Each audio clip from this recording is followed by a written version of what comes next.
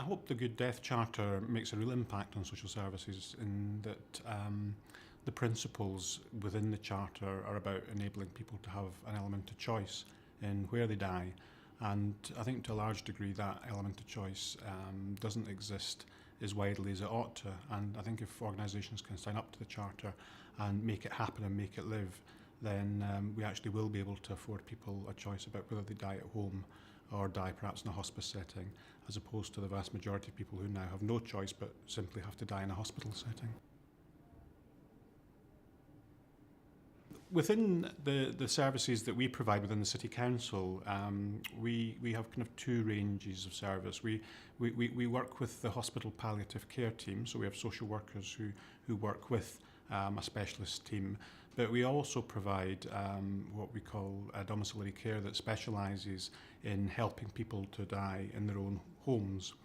And I mean, that provision, 2 years ago when I first came to Newcastle, we were working with approximately about 30 people a year.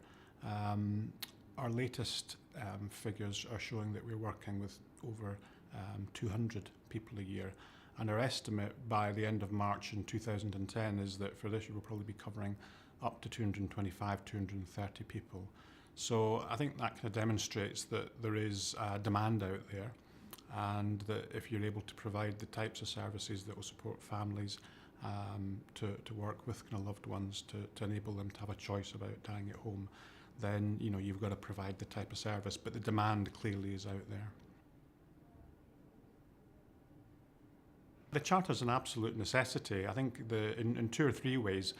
Part of the difficulty I think we have in society generally is that we don't talk about death enough, and for me it's one of the great last taboos. And the Charter, I think, is written in, it was written in very plain English. It's very short, but it gets to the point, and hopefully, the Charter itself can become a focal point for discussion amongst people. I think, secondly, if people seriously treat the principles that underlie the Charter, if organisations try and make the Charter real, then it will have to impact on how they provide services and where they provide services, both across the health service and across local authorities, as well as the voluntary and community sector.